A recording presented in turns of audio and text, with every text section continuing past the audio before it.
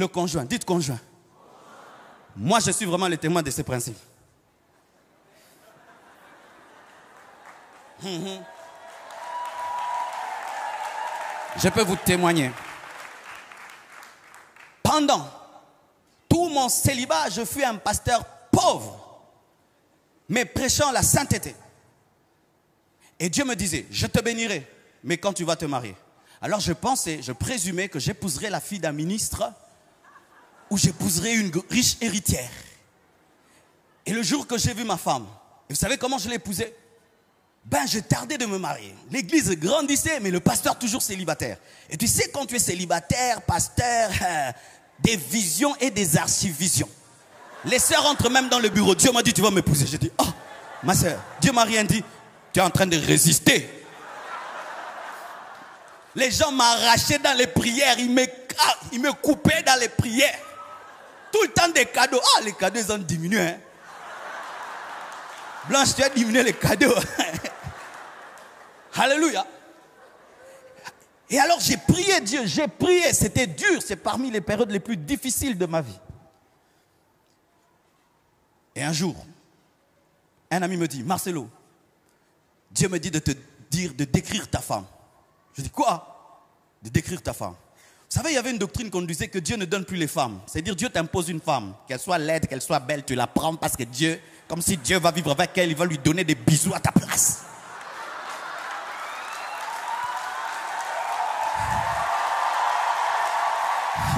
Ne vous mariez jamais par prophétie. Ce n'est pas le prophète qui va vivre avec cette femme. Mariez-vous par amour. Même s'il y a la vision et la prophétie, tu dois l'aimer. Tu dois l'aimer. Vous voyez quand je la vois là, donc je sens. I feel anointing.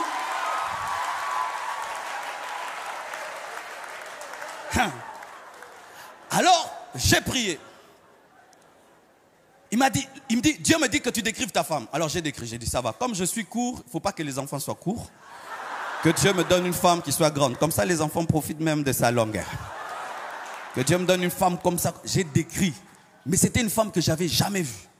Le lendemain, je vais au bureau en train de recevoir. Pendant que je reçois, en ce temps-là, mon bureau, il était bizarre. Il n'y avait qu'une porte de sortie, pas de fenêtre. Tout le monde était devant. Ah, nous venons de loin, bien-aimés. De trop loin.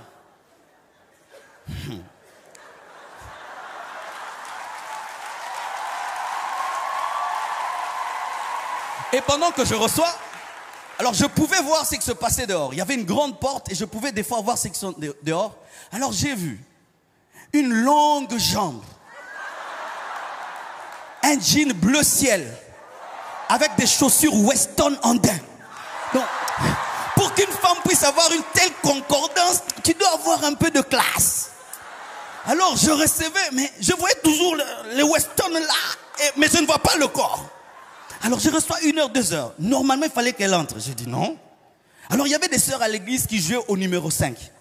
Quand il remarquait seulement une sœur intéressante, il la chassait, comme un ballon. Alors j'ai appelé la secrétaire, j'ai pris autorité. J'ai dit, ma sœur, des fois il faut prendre autorité. Hein, il faut prendre autorité. Quand tu sens que c'est en train, si tu es en train de tu prends autorité, qu'est-ce qu'il y a? Alors j'ai dit, ma sœur, il y a une sœur là qui est dehors. Pourquoi elle n'entre pas? Oh, non, il y a longtemps qu'elle a duré. Vous la faites entrer.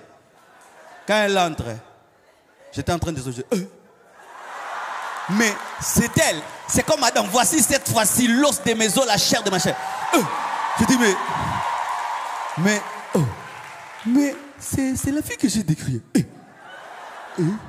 Alors qu'elle s'assied là, elle parlait moi. Mais c'est elle. Alors elle me parlait, Dieu l'envoie. Elle dit, Dieu m'a dit de venir te voir, afin que je lui donne ma vie, et que je lui donne toute ma vie, et que tu m'encadres. Quel encadrement!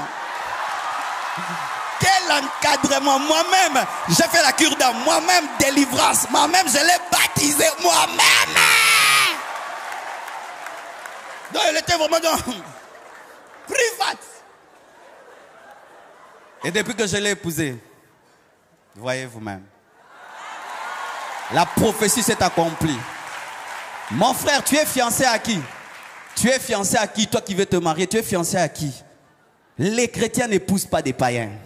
Les chrétiens n'épousent pas des païens. Lorsque tu veux épouser un païen, c'est comme un homme qui veut épouser un animal. Parce que la Bible dit que ce sont des hommes animaux. Est-ce que tu peux épouser un cochon? Est-ce que tu peux vivre avec un chien? Est-ce que tu peux vivre avec un serpent? Est-ce que tu peux vivre avec un lion? Bien aimé, ne prenez pas à la légère le mariage. Je vous dis, ne prenez pas à la légère le mariage. Ne prenez pas à la légère le mariage. Vous voyez comment je prêche là? Elle ne m'a pas énervé, elle me donne la paix, elle me donne la joie, elle m'encourage, donc elle ne me distrait pas.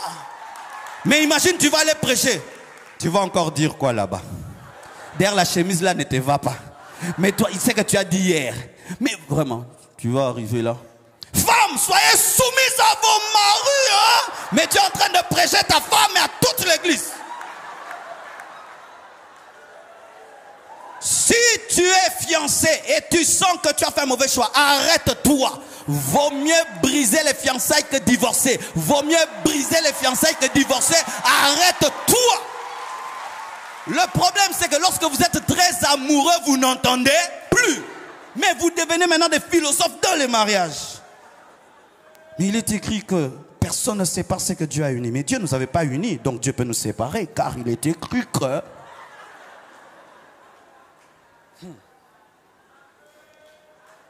Si tu as trouvé la femme de ta destinée, l'homme de ta destinée, prends-en soin. Le problème des fois c'est quoi? Lorsque tu as une bonne personne, tu ignores sa valeur. Tu ignores sa valeur. Tu penses que ce n'est pas une grâce, c'est une grâce que d'épouser un bon mari. Un mari qui ne te trompe pas. Un mari qui te montre tout son salaire. Un mari, malgré que tu vieillis, il dit que tu es la plus belle. Un mari, bien aimé, maman, tu dois faire des veillées d'adoration seulement. Oh Dieu, merci de m'avoir donné un mari pareil. En ce temps-ci, avec toutes les sœurs kamikazes. Tu as une femme soumise. Tu dis, chaussure, elle amène la chaussure. Chaussette, elle amène la chaussette. Pantalon, elle amène le pantalon. Papa. En ce temps-ci, où les sœurs regardent les Kardashians. Mais dis, mais non, je suis fatigué, mais tu peux pas l'amener toute seule. Mais dis donc, mais tu m'as épousé pour être un esclave. L'émancipation de la femme, l'égalité, la parité.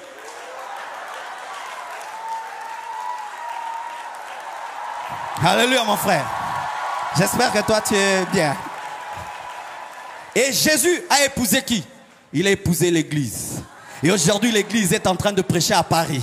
Il est mort à Jérusalem, mais là, nous sommes en train de parler de lui. Le succès de Jésus, c'était aussi dans ses disciples, c'est aussi dans l'église, car nous avons amené la parole jusqu'aux extrémités de la terre. Nous avons amené la parole là où Jésus n'est pas allé physiquement. Jésus a fait un bon mariage. Jésus a fait un bon mariage. Jésus a fait un bon mariage. Jésus a fait. Je ne parle pas de la fausse église. Je parle de la vraie église. Jésus a fait un bon mariage. C'est pourquoi faites attention lorsque vous parlez de l'église. C'est la femme de quelqu'un. Ah oui, j'aimerais dire la vérité. Lorsque j'ai commencé le ministère, je cassais des trucs. L'église, les pasteurs, l'église, j'avais ça. Et puis Dieu m'a dit, tu sais que l'église c'est ma femme. Est-ce que toi tu peux exposer ta femme partout? Mais toi tu exposes la mienne.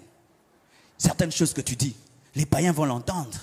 Les ennemis vont l'entendre. Si tu as des choses à dire, tu le dis personnellement et tu le parles dans des réunions. Je n'ai pas besoin que tu paraisses être juste et saint pour que ça me glorifie. Je n'ai pas besoin du seul juste. Comme Élie, je suis le seul prophète, le seul. Je n'ai pas besoin du seul. Faites attention. Quand vous avez l'église, c'est la femme d'autrui. Si tu peux vouloir qu'on ridiculise ta femme partout parce qu'elle a des défauts, alors fais-le avec l'église.